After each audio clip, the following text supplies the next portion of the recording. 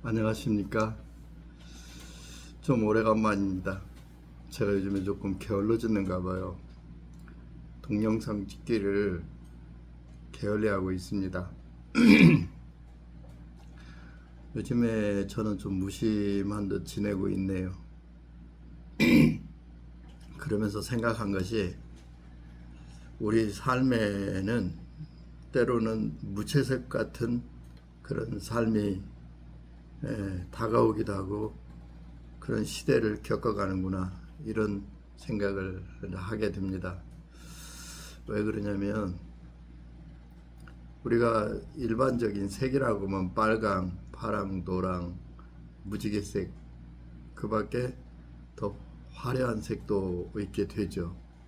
그러나 그러한 화려한 색을 우리가 삶의 여정으로 겪으면서 어떤 때는 독보적인 색도 나타내고, 또 우리가 현란한 색이라고 하는 핑크색이라든지 바이올, 그렇게 보라색, 이런 색들도 우리는 우리 삶에서 포함되고 있는 것 같아요.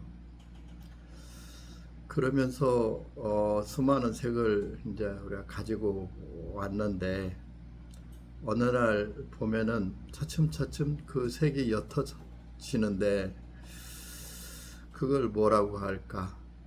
이제 수채화에서는 그걸 중간색이라고 하기도 하고, 이제 그런 이야기를 하는데, 사람의 삶도 어떻게 보면은 이게 나이가 들거나 세월이 흐르거나 또는 갑자기 어떤 충격을 받거나 그렇게 되면은 조용하게 자기 삶의 색이 약간 단순해지는 것 같아요.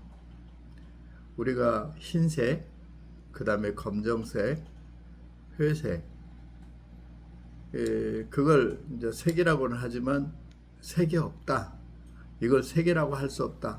말하자면 그 화가가 전시를 하는데 화판에 전부 다 검정색만 딱 칠해놓고 전부 칠해놓고, 또 어떤 사람은 회색으로만 칠해놓고 어떤 사람은 흰색으로만 칠해놓으면은 과연 이 전시에 그림 전시에서 뭘 볼 수가 있을까?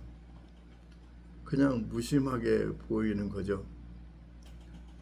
그래 이제 우리가 검정색을 주로 입은 이제 수행자들을 갖다가 로만 칼라라는 신부가 있고, 또 그 회색을 입은 이제 스님들의 장삼자락이나 이런 것들이 더 그리 있고, 또 하얀 가운을 입고 집회에 나서는 사람들이라든지, 그런 것은 알고 보면은 나는 욕심이 없다, 나는 무심하다, 이렇게 또 이 얘기가 전달될 수도 있을 것 같아요. 그래서 우리가 청빈이니 가난을 내 삶의 업으로 삼는다더니 또 그러는데, 그게 이제 우리 몸도 막 여러 가지 맛있는 거 먹고 이것도 먹어보고 싶고 나는 그거는 꼭 먹고 싶어 하고, 그 맛있는 그 동네에 가서 막 그 지역에 최고 맛있는 집 먹고 싶고, 그래서 먹으면서 환희를 느끼죠. 무슨 환희를 느낄까 이렇게 하면은, 야, 나는 그런 것도 먹어봤어. 그런 먹어본 기억이 있는데, 그 먹어서 과연 내 건강에 엄청나게 좋아졌나, 아니면 기쁨이 얼마나 넘쳤나 하는 것이 알고 보면 황당한 일이에요. 약간 씁쓸한 칡을 누가 한 그릇 사줘서 저한테 차로 끓여 먹으라고 주었는데, 지금 1년째 어찌다 한 번씩, 몇 달에 한 번씩 차를 끓여 먹기는 해요. 그래도 아직도 반 봉지가 남았어요. 한 팩을 샀는데, 그 칡이 뭐냐면 뭐 담담하면서도 나무 뿌리 삶음의 그 정통인 것 같아요. 칡뿌리를 삶아 먹어보세요. 칡이 원래 뿌리거든요.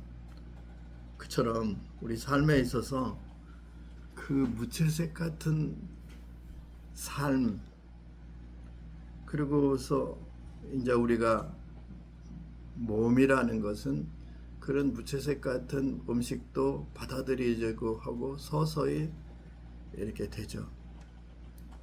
제가 몇몇 친구들이 한 서너 명 정도 친구가 있었는데,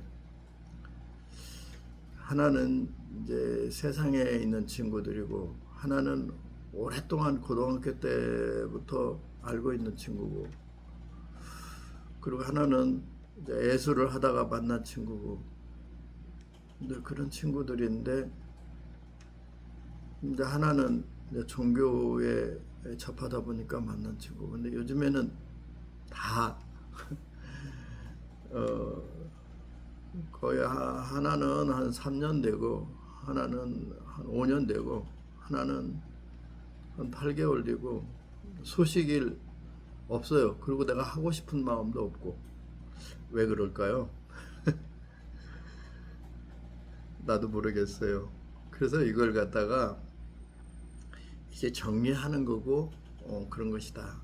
인생은 수많은 친구를 가질 적에 행복한 것 같아도 복잡합니다. 사실은. 그래서 친구 3명만 가지도 행복하다. 그 중에서 죽을 때 찾아오는 친구 하나만 있어도 나는 대접받은 거다. 이렇게 이 얘기를 하는 사람들이 있어요. 그래서 그 말도 굉장히 일리가 있다. 이렇게 생각을 하는데, 우리 삶에서 이제 생각을 해보면,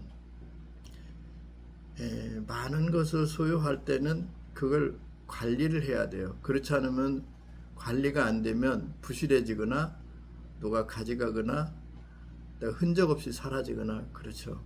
관리하면서 얼마나 많은 에너지가 들고, 얼마나 많은 신경을 쓰이게 하고, 얼마나 많은 내 삶에 대한 복잡함이 함께 하는가, 이 생각을 하게 되면 우리 삶은 조금씩 무채색과 같이 담담해지고, 또 떨어져 나가는 사람, 인연이 다해서 떨어져 나간 사람이라든지 서로가 더 이상 필요지 않아서 멀어져 간 사람들은 이런 것을 스스로 인정해야 된다.